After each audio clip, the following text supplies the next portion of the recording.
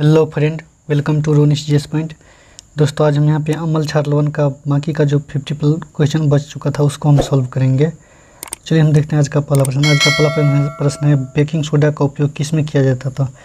Baking soda का उपयोग जो है सोडा अम्ल अग्निशामक में प्रयोग किया जाता है, एंटासिड के संघटन में प्रयोग किया जाता है और पाव रोटी के केक को भुलाने में, इनमें सभी में जो है बेकिंग सोडा का प्रयोग किया जाता है। अगला प्रश्न, धोने का सोडा का रासायनिक सूत्र क्या है। तो धोने का सोडा का रासायनिक सूत्र Na2CO3 × 10H2O जो है धोने के सोडा का रासायनिक सूत्र है। दोस्तों, अगर सोडियम कार्बोनेट अगर दोनों दे तो धोने का सोडा का रासायनिक सूत्र ये होगा। अगर दोनों दे Na2CO3 और Na2CO3 × 10H2O तो इस स्थिति में जो है C होगा।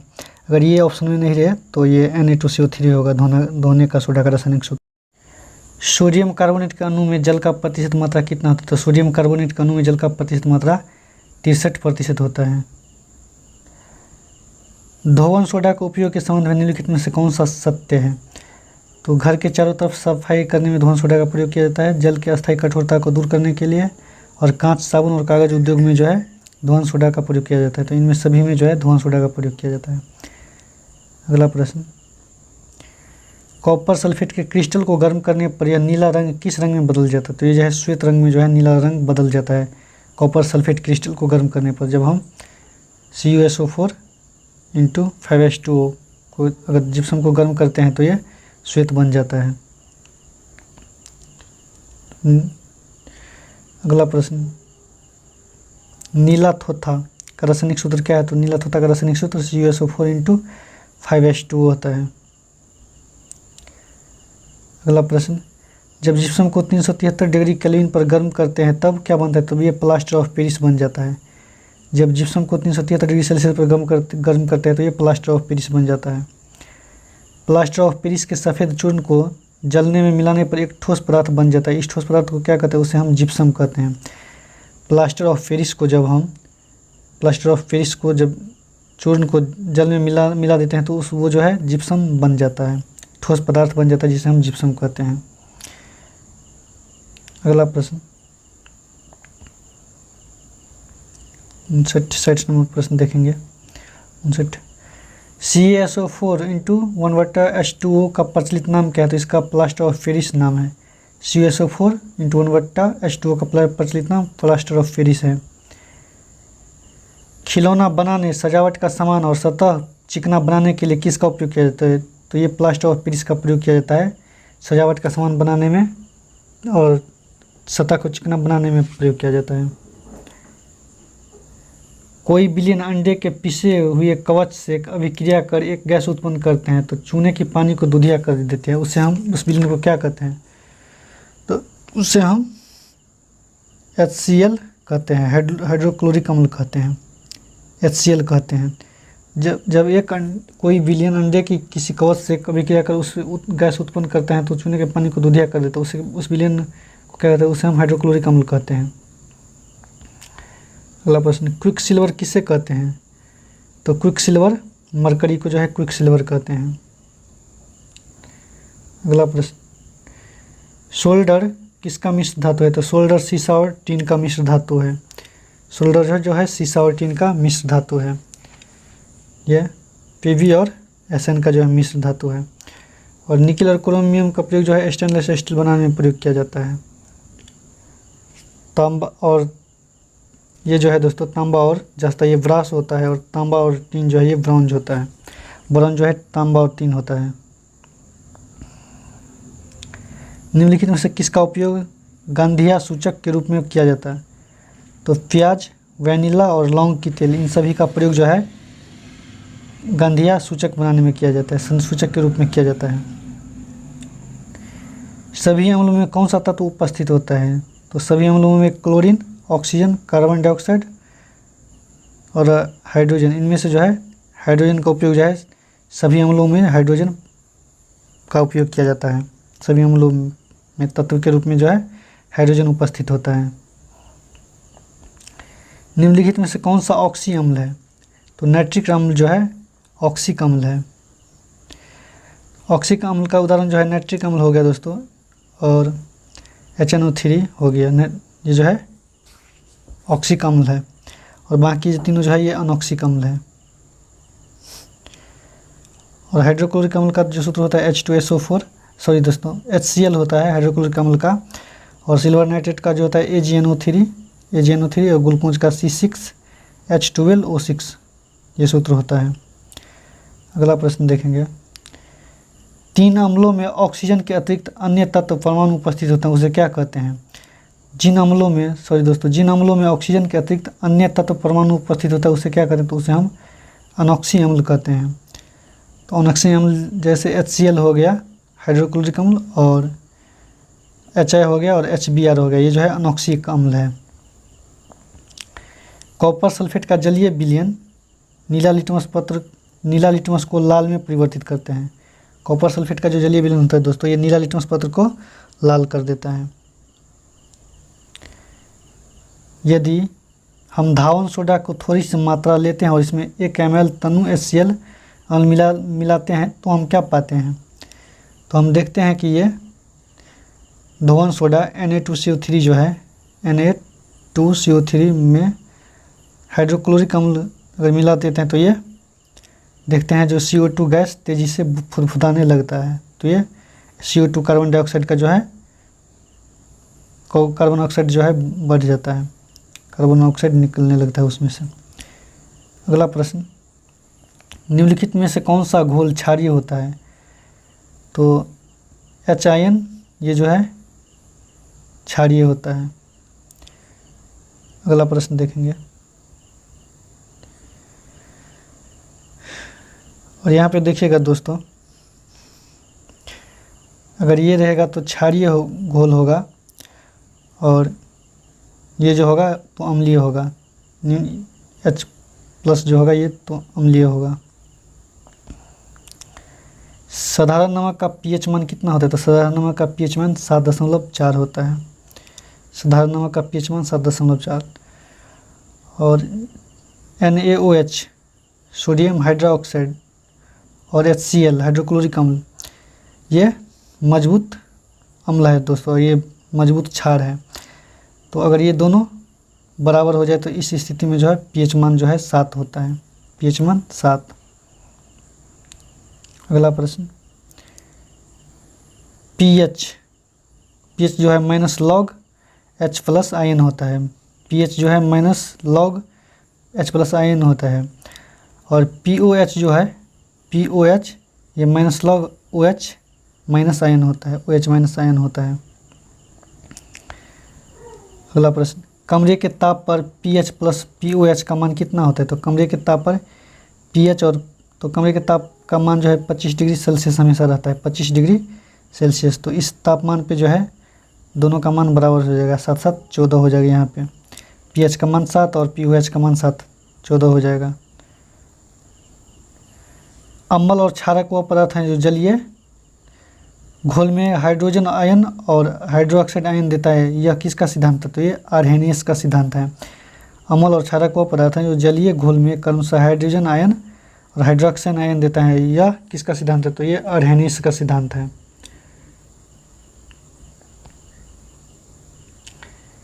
निम्नलिखित में से किसे आप एक प्रोटॉन कह सकते हैं? तो H+ को जो है प्रोटॉन कह सकते हैं, H+ को जो है प्रोटॉन कह सकते हैं।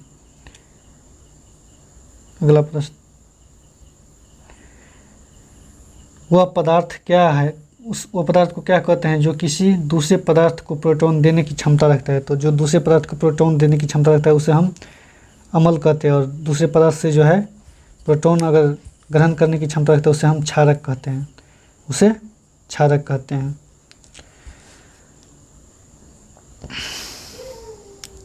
अगला प्रश्न, अगर किसी विलयन का pH मान 5 से बढ़कर 7 हो जाए तो विलयन का अम्लीयता क्या होगा?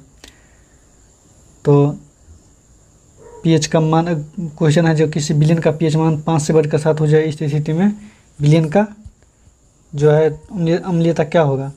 तो एक यूनिट में जो है विलयन का अम्लीयता 10 गुना बढ़ जाता है, और 2 यूनिट में जो है 100 गुना बढ़ जाता है, और 3 यूनिट में जो है 1000 गुना बढ़ जाता है। तो यहाँ पे pH का मान जो है 5 से 7 हुआ तो 2 यूनिट बढ़ा, तो 2 यूनिट बढ़ा, तो इस स्थिति में ये 100 गुना कम हो जाएगा। निम्नलिखित में से कौन सा गलत है? तो क्षार मिथाइल ऑरेंज के पीला कर देता है, ये सही है। अम्ल मिथाइल ऑरेंज को लाल कर देता है, ये भी सही है।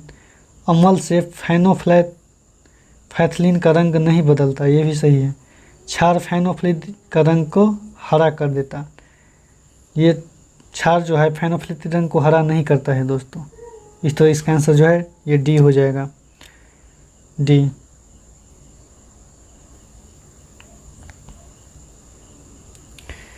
किसके सिद्धांत के अनुसार क्षारक वह पदार्थ है जो किसी दूसरे पदार्थों से प्रोटॉन ग्रहण करने की क्षमता रखता है?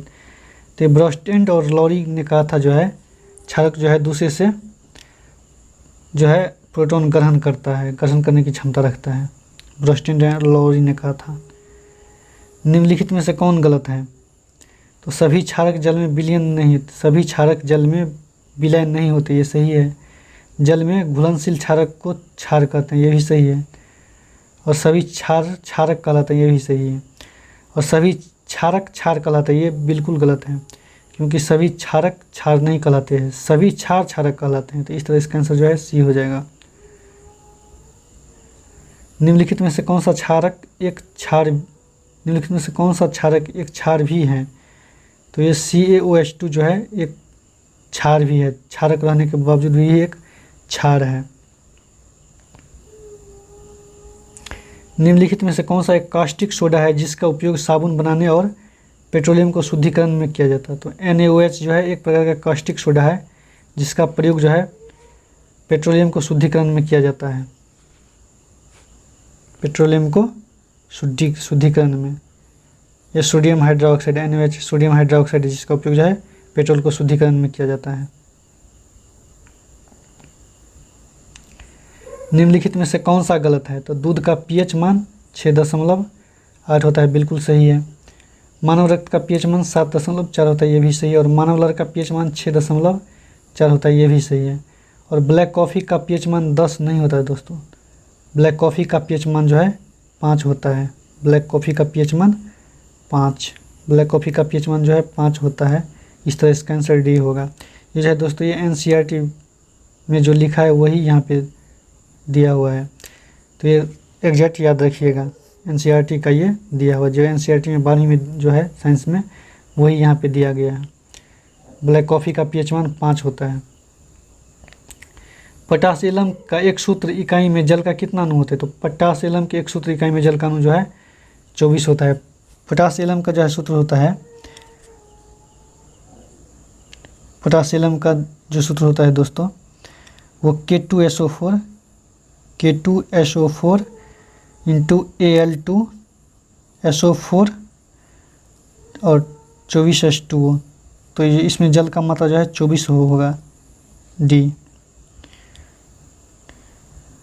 पोटासियम नाइट्रेट का उपयोग निम्नलिखित में से किस में नहीं किया जाता? तो पोटासियम नाइट्रेट का प्रयोग जो है ये मांस मछली के क्षरण में नहीं किया जाता, बाकी गन पाउडर के प्रयोग में किया जाता है। और आतिशबाजी के सामान बनाने में उर्वरक के रूप में जो है पोटासियम नाइट्रेट का प्रयोग किया जाता है। KNO3 का प्रयोग जो है, KNO3 का प्रयोग जो है इस सभी में किया जाता है, गन पाउडर बनाने में, आतिशबाजी का सामान बनाने में, उर्वरक का प्रयोग रूप में। अगला प्रश्न देखेंगे, उस विलयन को क्या कहते हैं जिसमें कम मात्रा में अम्ल या क्षार मिलाने पर उसका pH मान में कोई परिवर्तन नहीं होता? तो बफर विलयन, उस बफर विलयन में जो है अम्ल या क्षार मिलाने पर उसका pH मान में कोई परिवर्तन नहीं होता है। बफर विलयन जो है, ब्लड जो है एक प्रकार का दोस्तों बफर विलयन है, इसमें अम्ल और क्षार मिलाने पर कोई भी परिवर्तन नहीं है, इसका pH मान 7.4 ही रहता है, इसमें कोई परिवर्तन नहीं होता है। बफर ब्लड का जो जितना pH मान रहता है दोस्तों उतना ही रहेगा, उसमें कोई परिवर्तन नहीं होगा। अगला प्रश्न है, निम्नलिखित में से किसे एक सार्वत्रिक सूचक कहा जाता है? तो pH स्केल को जो है जिसमें हाइड्रोजन रहता है उसे pH स्केल को जो है सार्वत्रिक सूचक कहा जाता है। अगला प्रश्न, निम्नलिखित में से किसका pH मान गलत है? तो शराब का pH मान 3 से 3.4 होता है, ये बिल्कुल सही है। चूना का pH मान 10 से जो है 10.5 होता है और समुद्र का पीएच मान 7.8 और सिरका का पीएच मान जो है दोस्तों ये 6.0 नहीं होता बल्कि इसका पीएच मान जो है 3.0 होता है। सिरका जो है एसिटिक अम्ल है जिसका सूत्र होता है CH3 और COOH, CH3 और COOH ये सिरका का सूत्र होता है, एसिटिक अम्ल का सूत्र सॉरी दोस्तों। पीएच स्केल के बारे में सबसे पहले किसने पता लगाया था? तो पीएच स्केल के बारे में जो है शॉरेनसन ने सबसे पहले प्रयोग किया, सबसे पहले पता लगाया था। अगला प्रश्न है 1 ml HCl विलयन का पीएच मान लगभग कितना होता? तो 1 ml HCl हाइड्रोक्लोरिक अम्ल विलयन का पीएच मान जो है ये 0 होता है, 0। अगला प्रश्न है दोस्तों, एक शिक्षक Ronish GS point YouTube channel के किसी स्टूडेंट से पूछते हैं कि एक बर्तन में रखे तनु सल्फ्यूरिक अम्ल में दानेदार जिंक का टुकड़ा डाला जाता है तो तभी यह रंगहीन गंधहीन गैस निकलती है और जब इसके नज़दीक जलती मोमबत्ती को ले जाया जाता है तब यह गैस फट ध्वनि के साथ जल उठती है। अगर वह स्टूडेंट आप थे तो उसका उत्तर आपने क्या दिया? तो इसका उत्तर जो है दोस्तों जैसे इसका उत्तर जो है हाइड्रोजन जो है गैस इसका उत्तर होगा, क्योंकि अगर मेटल धातु में जो है जिंक एक मेटल है, जिंक में अगर हम अम्ल H2SO4 हाइड्रोक्लोरिक अगर हम गर्म करते हैं मोमबत्ती के सामने ले जाते हैं दोस्तों गंधहीन, इसमें जो सल्फ्यूरिक अम्ल डाला जाता है। तो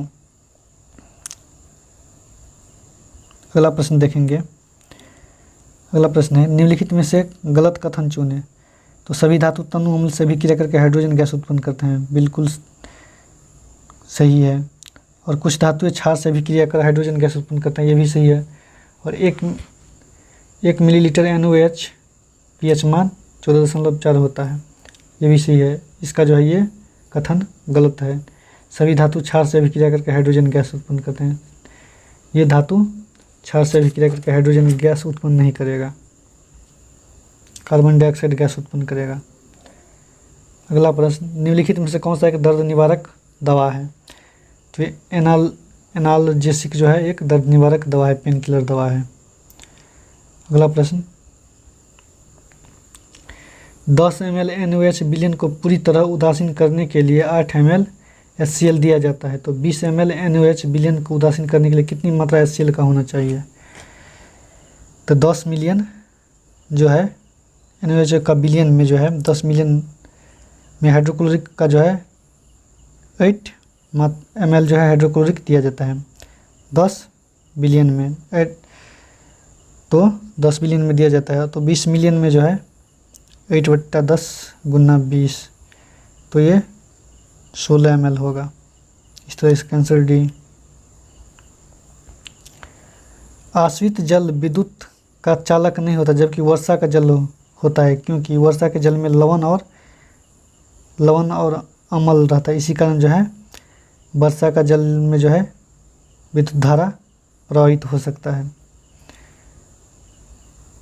अगला प्रश्न देखेंगे।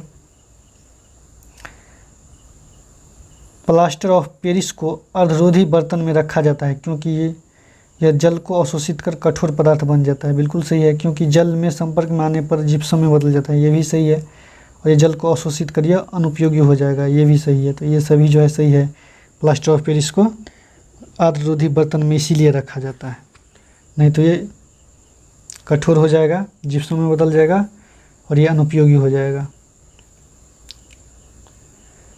अगला प्रश्न क्षारकीय लवण बना होता है, तो क्षारकीय लवण कमजोर अम्ल और मजबूत क्षार से बना होता है। क्षारकीय लवण जो है कमजोर अम्ल और मजबूत क्षार से बना होता है।